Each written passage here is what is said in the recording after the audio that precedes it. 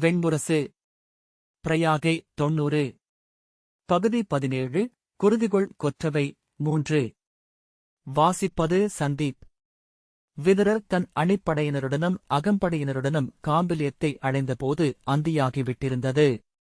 ஆகவே காம்பிலியத்திற்கு சற்று அப்பால் கங்கை கரையிலேயே படகுகளை கரை சேர்த்து இரவு தங்கினார்கள். நீண்ட பயணத்தால் களைத்துவிட்டிருந்த படகோட்டிகள் படகுகளைக் கட்டியதுமே ஆங்காங்கே படுத்து துயிலத் தொடங்கினர். இரவுக்காவல் வீரர்கள் மட்டும் நீண்ட வேல்களும் வாள்களுமாக படகுகளின் அமரங்களில் காவலிருக்க விண்மீன்கள் முழுதாக எழுவதற்குள்ளாகவே அனைவரும் துயின்றுவிட்டிருந்தனர். விதுரர் தன் பெரும்படகின் 3ஆம் அடுக்கின் கூரை மேல் அமர்ந்து அப்பால் பற்றி எரியும் காடு போல் தெரிந்த காம்பிலிய நகரையே நோக்கிக் கொண்டிருந்தார். அவர் அருகே நின்றிருந்த கொடிமரத்தின் மேல் அஸ்தினபுரியின் கொடி படபடத்துக் கொண்டிருந்தது. கொடிமரத்தின் மேல் ஏதோ பெரிய பறவை ஒன்று வந்து அமர்வது போலவும் எழுந்து விலகுவது போலவும் தோன்றிக் கொண்டிருந்தது. முதலில் சற்று வேடிக்கையாக இருந்து அது நேரம் செல்லச் செல்ல வதையாக மாறியது. அதை நிறுத்த முடியுமா என்று எண்ணிக்கொண்டிருந்த போது காற்று மேலும் வலுக்க சிறகடிப்பொலி துடிப்பொலியாகியது. அங்கே ஒரு பறவை கட்டிப் போடப்பட்டிருப்பது போல, அது உச்ச விசையுடன் விடுபடத் துடிப்பது போல. கீழிருந்து படிகள் வழியாக குண்டாசி மேலே ஏறி வந்தான். தலைவணங்கி கொடிமரத்தூணுக்கு அப்பால் பாதி மறைந்து தயங்கி நின்ற அவனை நோக்கி அருகே வரும்படி விதுரர் கையசைத்தார். அவன் அருகே வந்து அவர் காலடியில் அமர்ந்து கொண்டான். துயிலவில்லையா என்றார் விதுரர். அவன் பெருமூச்சு விட்டபின் சில கணங்கள் கடந்து, இரவுகளில் துயில்வது கடினம் தந்தையே என்றான். கௌரவர்களில் அவன் மட்டுமே அவரை தந்தையே என்று அழைத்தான். அவர் அவன் தலையைத் தொட்டு, மருத்துவர்கள் அளித்த மருந்துகளை அருந்துகிறாய் அல்லவா என்றார். குண்டாசி, ஆம், அவை பெரும்பாலும் என்னை துயிலச் செய்கின்றன. துயில் விட்டு எழுவது என்பது ஒவ்வொரு நாளும் நான் அடையும் பெரும்பதை என்றான்.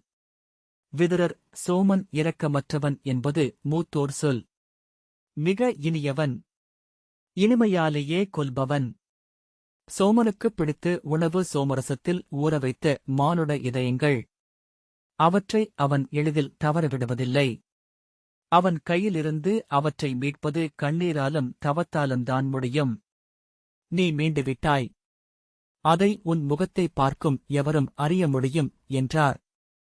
குண்டாசி, எனக்காக நீங்கள் எடுத்துக்கொண்ட முயற்சிகளை நான் அறிவேன் தந்தையே என்றான். மெல்ல சிரித்தபோது பக்கவாட்டில் அவன் கண்களில் தீப்பந்தத்தின் செவ்வொளி மின்னியது. ஆனால் குடி இனியது என்று மட்டும் சொல்லாதீர்கள். மூடர்களுக்கு மட்டுமே அது இனியது. அறிந்தவனுக்கு அது காலடியில் அதலம் வாய்திறந்த மலை விளிம்பில் அருந்து கொண்டே வரும் வேரில் பற்றியபடி தொங்கிக் கொண்டிருப்பது போன்றது. ஒவ்வொரு கணமும் அச்சம், துயரம். நினைவழிவது ஒன்றைத் தவிர அதிலிருந்து தப்ப வழி இல்லை. ஆகவே மீண்டும் குடிக்கிறோம் என்றான். பற்களைக் கடித்தபடி குண்டாசி சொன்னான், குடிகூட பெரிய நோயல்ல தந்தையே. அது உருவாக்கும் அகநிலைகள்தான் சித்தச்சிதறல். மீளவே முடியாது சுழற்றியடிக்கும் பெருநரகம். என்னென்ன பாவனைகள், எத்தனை விதமான அகநடிப்புகள். தலையே கையால் மெல்ல அரைந்து கொண்டான்.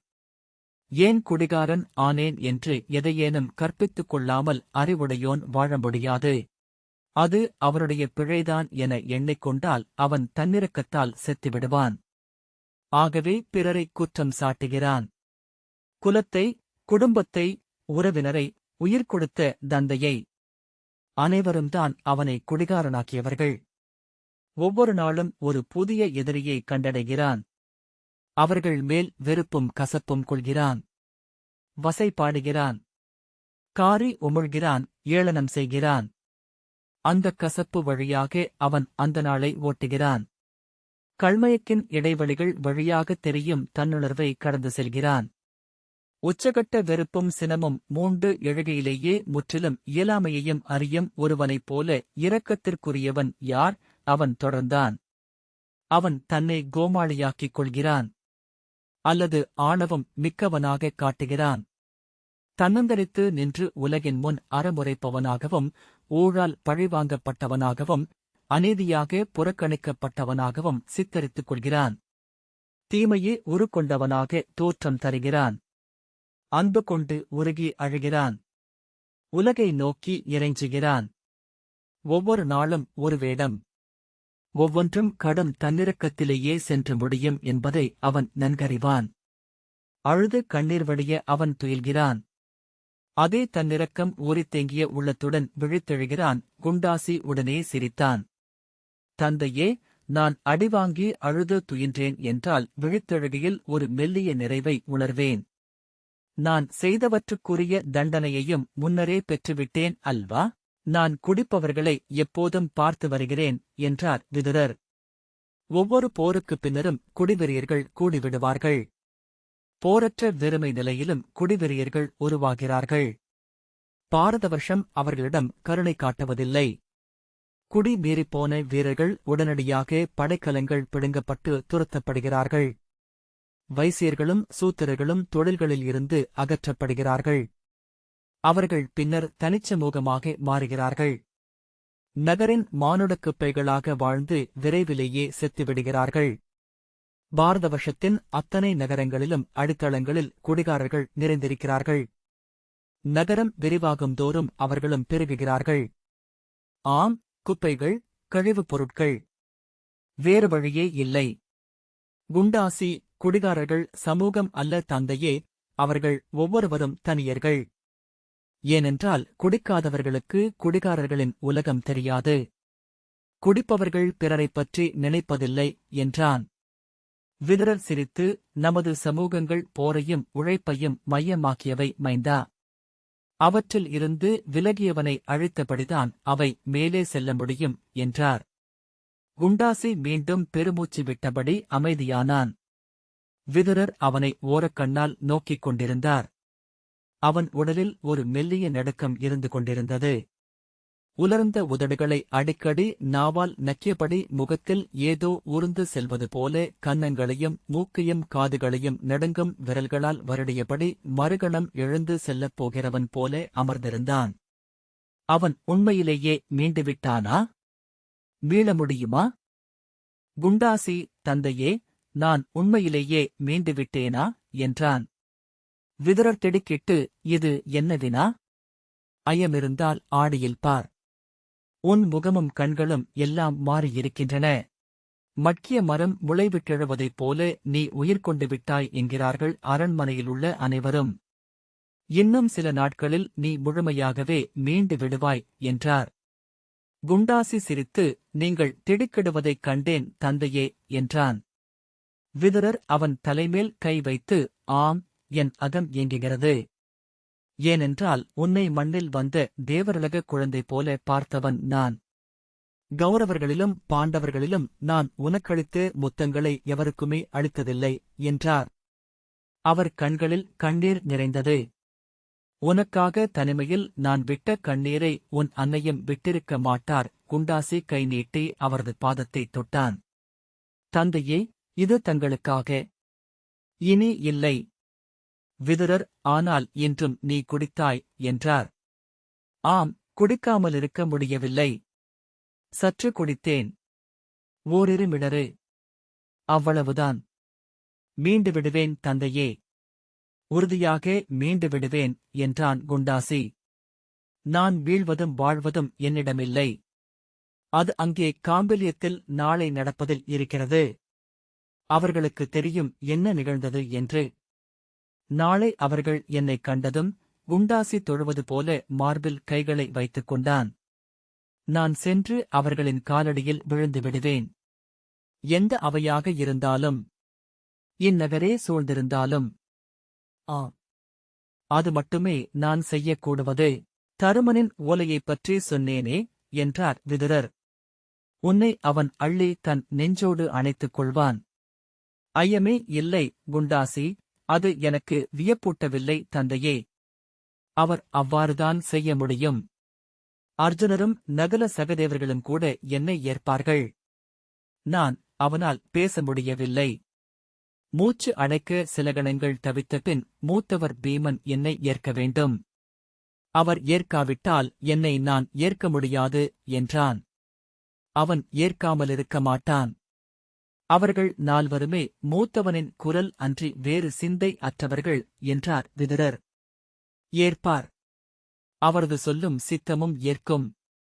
ஏனென்றால் அது மூத்தவரின் ஆணை. தந்தையே, அவரது தோள்களும் கரங்களும் ஏற்க வேண்டும். அவரது உடல் என்னை ஏற்க வேண்டும். அதை அவர் என்னை தொடும்போதே நான் உணர்ந்து கொள்வேன். அதன் பின்னர்தான் நான் கள்மயக்கில்லாமல் துயில்வேன். மைந்தர் உள்ளங்களில் மூதாதையர் வந்தமரும் கணங்கள் உண்டு மைந்தா. மூதாதையரை வேண்டிக்கொள். நாம் அவர்களின் குருதி. அவர்களின் கனவுகளின் நுனி. அவர்கள் விண்ணுலகில் இருந்து நம்மை கனிந்து நோக்கிக் கொண்டிருக்கிறார்கள். நம்மை அவர்கள் கைவிட மாட்டார்கள் என்றார் விதுரர். விசித்திரவீரியரைப் பற்றி இன்னும் சொல்கிறார்கள் சூதர்கள். பெருங்கருணை கொண்ட மாமனிதர்.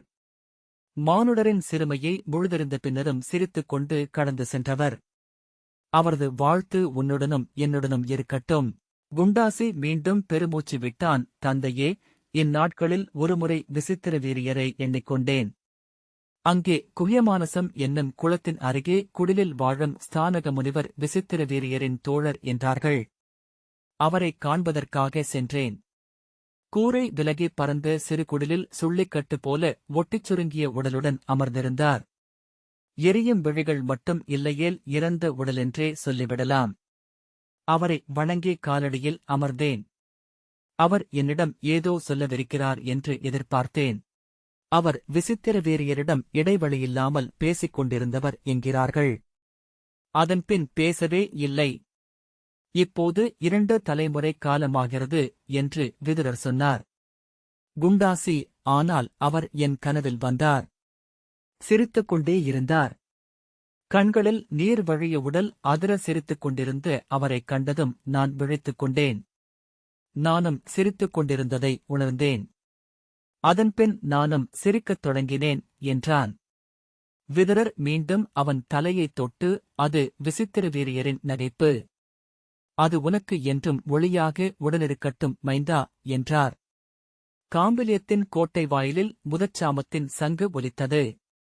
பெருமுரசம் ஒருமுறை முழங்கி அமைந்தது. இந்நகரம் இன்று துயிலாது என்றான் குண்டாசி. அதன் நினைவில் என்றும் வாழப்போகும் நாள் அல்லவா விதுரர். மைந்தா, நகரங்கள் மானுடரைவிட நீண்ட வாழ்நாள் கொண்டவை. அவற்றுக்கு சக்கரவர்த்திகள் கூட கங்கைக்கு குமிழிகளைப் போலத்தான் என்றார். பந்த வெளிச்சத்தில் நிழல்கள் நீண்டு வானிலெழுந்து ஆடிக்கொண்டிருந்தன. தந்தையே, நீங்கள் பாண்டவர்களை நகருக்கு அழைத்து வந்தபின் என்ன நிகழும் என்றான் குண்டாசி. உண்மையிலேயே எனக்குத் தெரியவில்லை மைந்தா.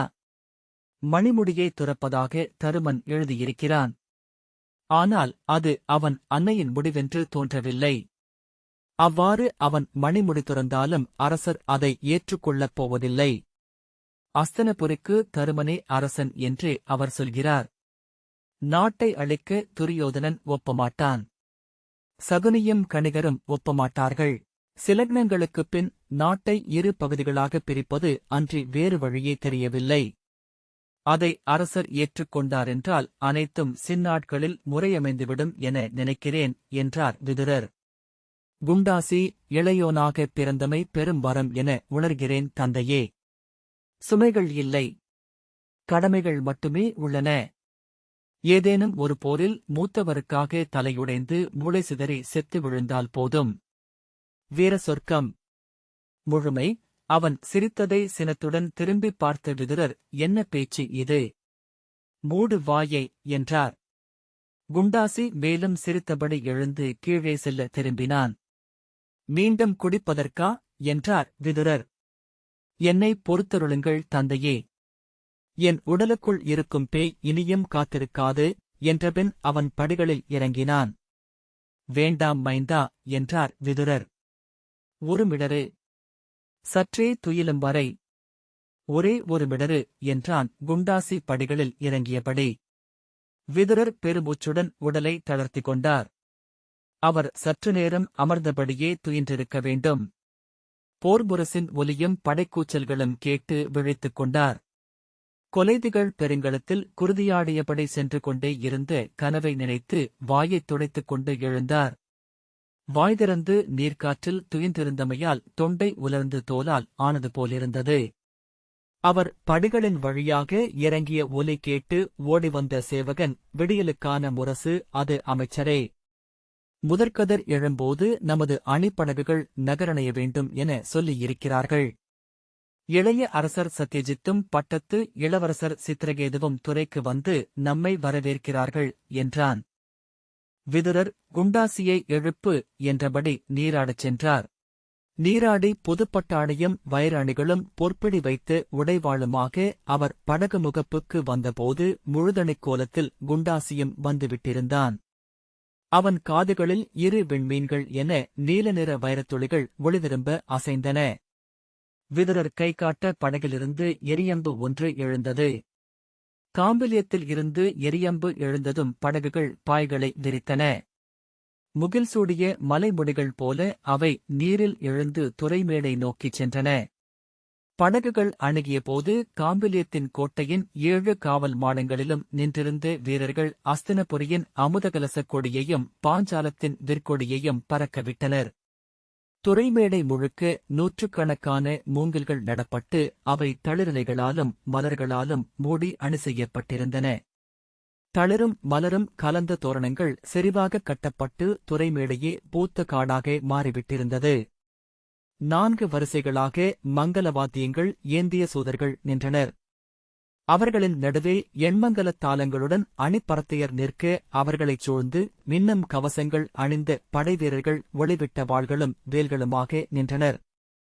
துறைமுகப்பில் வேறு கலங்களேதும் நிற்கலாகாதென்று ஆணை இருந்தமையால் அஸ்தினபுரியின் முதற்கலம் கரையணைந்த போது அது நீராடும் யானையின் அடிவயிற்றை முட்டும் பரல் மீன் எனத் தோன்றியது. துறையில் இருந்து பசுவின் நாக்கு போல நீண்டு வந்த மரப்பாதை மரக்கலத்தை தொட்டதும் கலத்திலிருந்து மங்கலவாத்தியமேந்திய சூதர்கள் இசைத்தபடி நிறைவகுத்து இறங்கி வந்தனர். கரையில் நின்றிருந்த சூதர்களும் இசைக்கத் தொடங்க துறைமேடையே பெரும் இசைக்கருவி என முழங்கியது. 2வது படகிலிருந்து அஸ்தினபுரியின் அணிப்பரத்தையர் இறங்க அவர்களை காம்பிலியத்தின் அணிப்பரத்தையர் எதிர்கொண்டு மங்கலம் காட்டி வரவேற்றனர். விதுரரின் பெரும்படகு கரையணைந்த போது கோட்டை மேல் பெருமுரசு முழங்கியது.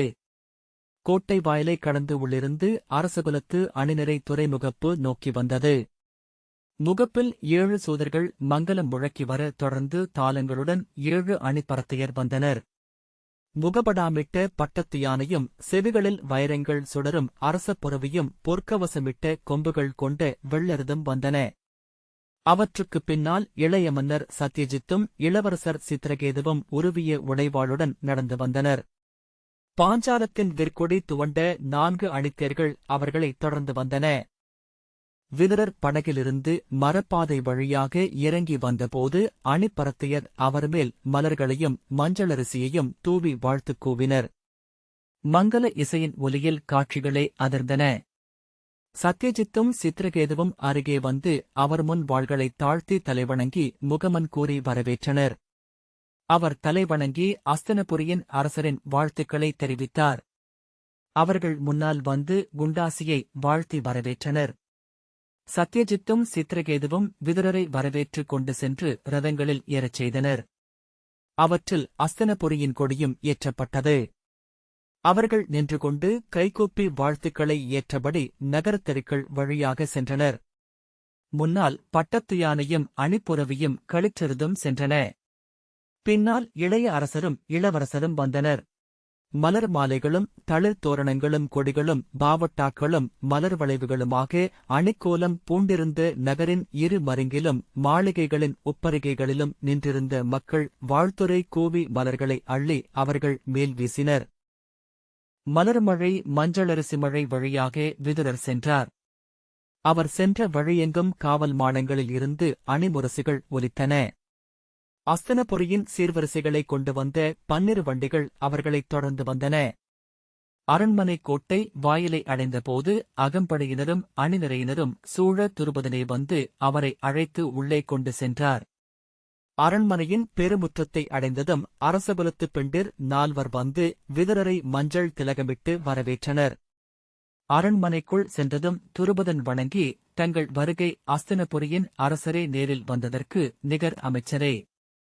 சற்று ஓய்வெடுத்து உடை மாற்றி வருக. சுடரொளி நிறம் மாறும் நேரத்தில் மணநிகழ்வு என நிமித்திகர் நேரம் வகுத்தளித்திருக்கிறார்கள் என்றார். விதுரர் அவ்வண்ணமே ஆகுக என்றார். இம்மண நிகழ்வில் அரசர்கள் எவரும் பங்கெடுக்கவில்லை அமைச்சரே என்றார் துருபதன். அனைவரும் நேற்று முன்தினமே அகன்றுவிட்டனர். அவர்களுக்கு இம்மண நிகழ்வு உகந்ததாக இல்லை என்றனர் என்றபின் புன்னகைத்து, ஆனால் அதுவல்ல உண்மை. மகத மன்னர் ஜராசந்தர் சென்றபின் அவரது சமந்தர்களும் துணை மன்னர்களும் இருக்க விரும்பவில்லை. அஸ்தினபுரியின் இளவரசர் சென்றபின் அவர்களின் மன்னர் குழாமும் சென்றுவிட்டனர். இங்கிருப்பவர்கள் எங்கள் அருகமைந்த சில சிறு மன்னர்கள் மட்டுமே. உசினாரர்களுக்கும் காளகோடர்களுக்கும் குலிந்தர்களுக்கும் வேறு வழியில்லை. என் எல்லைப்புறத்து அரசர்கள் என்றார். அஸ்தனபுரி பாண்டவர்களை ஏற்கிறதா என்ற ஐயம் அரசர்களுக்கு இருப்பது இயல்பே. எந்த அரசகுலத்து மண நிகழ்வும் அரசியல் கூட்டுதான் என அரசர்கள் அறிவார்கள் என்றார் விதுரர். இந்நிகழ்வுக்குப் பின் பாண்டவர்கள் அஸ்தினபுரியில் நகர் நுழைகையில் அந்த அச்சம் விலகும் துருபதனின் விழிகள் மாறுபட்டன. இங்கிருந்து அவர்களை தாங்கள் அஸ்தினபுரிக்கு அழைத்துச் செல்லவிருப்பதாக செய்தி வந்தது. அது எனக்கு உவகை அளித்தது. ஆனால் தருமன் அங்கே பட்டத்து இளவரசராகத்தான் நகர் நுழைகிறாரா என அறிய விரும்பினேன் என்றார். ஆம், பட்டத்து இளவரசராகத்தான். அதுவே அரசரின் ஆணை என்றார் விதுரர். துருபதன் முகம் மலர்ந்து, அப்படித்தான் நானும் எண்ணினேன். அஸ்தனபுரியின் அரசர் மதவேழமென அகம் விரிந்த மாமனிதர் என்றனர். சில ஐயங்கள் நிலவின. அவை வெறும் வீண் சொற்கள் என நான் அறிவேன். ஆயினும் நான் வினவ எண்ணினேன், அது என் கடமை என்பதனால் என்றார். விதுரர் புன்னகைத்து, ஐயங்கள் இயல்பே. அவர்கள் காடறிந்தமை எழுப்பிய வினாக்கள் அவை. அவற்றை அவர்களின் நகர் நுழைவு முழுமையாகவே அகற்றிவிடும் என்றார். அவ்வாறே ஆகுக என்றபின் துருபதன் விடைபெற்றார். அவர் செல்வதை நோக்கியபின் அரைக்கதவை சாற்றிய குண்டாசி அவர் ஒன்றிலேயே உறுதி கொண்டுவிட்டார். தந்தையே, தன் மகள் பேரரசியாக வேண்டும் என்பதையன்றி எதையும் அவர் எண்ணவில்லை என்றான். விதுரர் பெருமூச்சு விட்டு, அவரைப் பற்றி சூதர்கள் சொல்லும் கதைகள் அச்சமூட்டுகின்றன. ஒன்றுக்காக மறுபிறப்பு கொள்ளும் மானுடர் அதற்காக மட்டுமே வாழ்கிறார்கள். அவர்கள் வில்லில் இருந்து கிளம்பிவிட்ட அம்புகள் என்றார். கதவை மெல்லத் திறந்த சேவகன் பாண்டவர்கள் என்று அறிவித்தான். குண்டாசி தீப்பட்டவனைப் போல எழுந்து பின்னால் விலகி சுவர் அருகே சென்று இரு கைகளையும் சுவரில் ஒட்டிக்கொண்டு நின்றான். வலிப்பு கொள்ளப் போகிறவனைப் போல முகமும் உடலும் இழுபட்டு கழுத்துத் தசைகள் இறுகின. அவனை திரும்பி நோக்கியபின் விதுரர் வாயிலை நோக்க தருமன் வந்து கதவைப் பற்றியபடி நின்றான். உணர்ச்சிகளை வெல்ல உதடுகளை கடித்திருந்தான். விதுரர் அவனைக் கண்டதும் அனைத்தையும் மறந்தார். அவன் இளமையை கடந்துவிட்டிருப்பதாக தோன்றியது. நெற்றி மேலேறி மூக்கு சற்று புடைத்து கழுத்துத் தசைகள் மெல்லத் தளர்ந்து இன்னொருவன் எனத் தோன்றினான். அவன் விழிகள் மேலும் கனிந்துவிட்டிருந்தன. அவனை நோக்கி கை நீட்டினார். அவனை அள்ளி மார்போடணைக்க எண்ணிய உள்ளம் மறுகணமே தழைந்து அவன் மடியில் தலை வைத்துக் கொள்ள விழைந்தது. ஏன் என மறுகணமே வியந்தது. அவனுடையவை அன்னையின் விழிகள். ஆம், அதனால்தான். ஆனால் ஆண்மகனில் எப்படி வந்தது அன்னை நோக்கு? தருமன் அருகே வந்து குனிந்து விதுரரின் கால்களைத் தொட்டு வணங்கினான். அவர் அவனை அள்ளி தன் தோளுடன் அணைத்துக் கொண்டார். அத்தனை தடைகளையும் கடந்து அவரிடமிருந்து அழுகை எழுந்தது. தருமனின் தோள்களில் தன் முகத்தை புதைத்தபடி அவர் கண்ணீர் விட்டார். வெம்மையுடன் துளிகள் அவன் தோளில் விழுந்து வழிந்தன. கால்கள் தளர்ந்து அவன் மேலேயே தன் எடையை முழுக்க சுமத்திக் கொண்டார். அவன் தோலின் மணத்தை அறிந்தார். மடியில் தூக்கி வைத்து அவர் கொஞ்சிய அந்த இளமைந்தனின் வாசனை. இத்தனை வளர்ந்த பின்னரும் அது எஞ்சியிருக்கிறதா என்ன? உடலில் அல்ல, உள்ளத்திலும் அல்ல, அவையெல்லாம் மாறிவிட்டன. இது ஆழத்தின் வாசனை. கருவறை விட்டு மானுடன் கொண்டு வருவது. இறந்தபின் விண்ணுலகு சென்றால் மூதாதையர் இப்படித்தான் தம் மைந்தர்களை அறிந்து கொள்வார்கள். அவனை இறுக அணைக்கவே அவர் நெஞ்சு எழுந்தது. ஆனால் உடல் துவண்டு அவன் மேல் ஆடையென கிடந்தது. தருமன் அவரை மெல்ல விலக்கி திரும்பி பார்த்தான். அர்ஜுனனும் நகுலனும் சகதேவனும் வாயிலில் நின்றிருந்தார்கள். தருமன் அவர்களைப் பார்த்து தலையசைக்க அவர்கள் வந்து விதுரரை வணங்கினர். விதுரர் கண்ணீர் தாடியில் வழிந்து சொட்ட அவர்களை நோக்கி கைவிரித்தார். ஒவ்வொருவரும் வளர்ந்து மாறியிருந்தனர். தனித்து வேரூன்றி கிளை விரித்த மரங்களாகிவிட்டிருந்தனர். மைந்தர் வளர்ந்திருப்பது ஏன் அத்தனை உவகையை அளிக்கிறது? ஏன் அத்தனை துயரத்தையும் உடன் சேர்த்துக் கொள்கிறது? விதுரர் அவர்களை சேர்த்து அணைத்துக் கொண்டார். அர்ஜுனனின் தோள்களை மாறி மாறி முத்தமிட்டார். நகுலனையும் சகதேவனையும் இரு கைகளாலும் தலையைப் பற்றி நெஞ்சோடு அணைத்துக் கொண்டு குழல்கற்றைகளை முகர்ந்தார். அவர்களின் கன்னங்களை வருடினார். இளமைந்தர் முகங்களுக்கு உரிய எண்ணெய் பிசுக்கு, சிறிய பருக்கள், கையை உறுத்தும் மென்மயிர் பரவல். அவர்களின் தோள்தசைகள் இறுகிவிட்டிருந்தன. அவர்களின் கையிடுக்கில் இருந்து புதுப்புனியின் வாசனை எழுந்தது. அந்த வாசனை அவர்கள் தலைமுடியில் இருந்தது. தோளிலும் விலாவிலும் இருந்தது. அவர்களின் உடல்கள் மட்டுமே அவர் முன் இருந்தன. நறுமணம் மிக்க நீரோடையென அவரை அவை சுழித்துச் சென்றன. ஒவ்வொரு உடலிலும் ஒவ்வொரு வாசனை. தருமனின் உடலில் மாவு வாசனை, அர்ஜுனன் உடலில் கந்தக மண்ணின் வாசனை, நகுலனில் வாழை மட்டையின் வாசனை, சகதேவனில் தாழை மடல் வாசனை.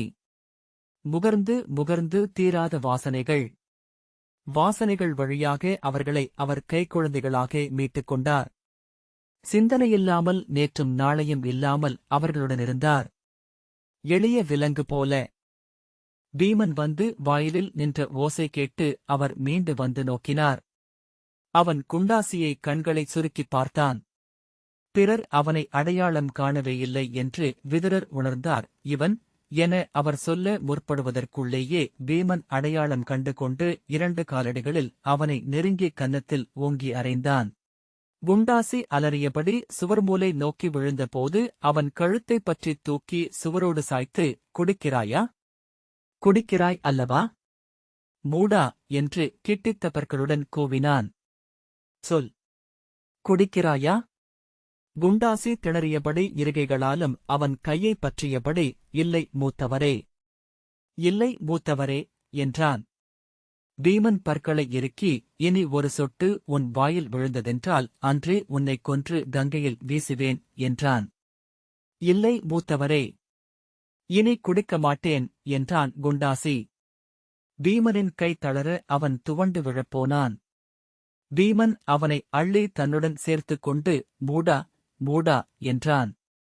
தன் பெரிய கைகளால் அவன் தோள்களை மாறி மாறி அடித்தபின் மார்புடன் இறுக்கிக் கொண்டான். வாயிலில் வந்து நின்ற சேவகன், மணநிகழ்வுகளுக்கான நேரம் நெருங்குகிறது, அணிச்சேவகர்கள் காத்திருக்கிறார்கள் என்றான். விதுரர் புன்னகையுடன் நகுலனை விலக்கி, செல்க, அணி செய்து மணமகன்களாக மேடைக்கு வருக என்றார். அவன் புன்னகையுடன் பார்வையை விலக்கிக் கொண்டான். தருமன் இதழ் கோணலாக புன்னகை செய்து, அனைத்தும் ஒரு நடிப்பு என 1000 முறை படித்திருக்கிறோம் அமைச்சரே. அதை அறியும் கணங்கள் இப்போதுதான் தொடங்குகின்றன என்றான். அவர்கள் விடைபெற்று கிளம்பினர்.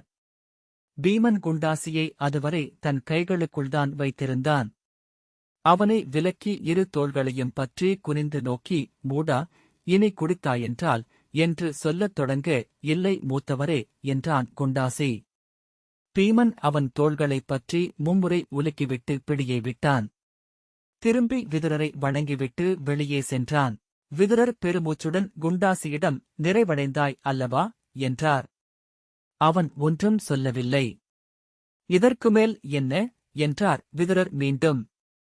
தந்தையே, அவரது உள்ளம் என்னை ஒருபோதும் விலக்கவில்லை என அறிந்தேன். அவரது ஆன்மா என்னை முழுமையாக ஏற்றுத் தழுவியது இப்போது. ஆனால் அவன் விழிகள் சஞ்சலத்துடன் அசைந்தன. அவர் உடலால் ஆனவர் தந்தையே. அவர் உடல் என்னை ஏற்கவில்லை. அது இனி ஒருபோதும் எங்களை ஏற்காது. என்ன சொல்கிறாய் என்று மூச்சடைக்கும் குரலில் கேட்கும்போது விதுரர் அந்த வெறுங்கூற்று உண்மை என எப்படி தன் அகம் எண்ணுகிறதென்றும் வியந்து கொண்டார். ஆம், அதுதான் உண்மை. அதை என் உடல் அறிந்தது. வெறும் சதைதான். ஆனால் அது அன்னம் அல்லவா? தெய்வம் அல்லவா? அதற்குத் தெரியும் என்றான் குண்டாசி. பின்பு சிரித்துக் கொண்டு, ஒருநாள் அவர் கையால் என் தலை உடைந்து தெரிக்கும் தந்தையே. சற்று முன் அதை அத்தனை அருகே உணர்ந்தேன் என்றான். வாயை மூடு என்று விதுரர் சீறினார். மீண்டும் குடிப்பதற்காக இதையெல்லாம் சொல்கிறாய் குண்டாசி? இல்லை தந்தையே. இது உண்மை என நீங்களும் அறிவீர்கள் என்றான்.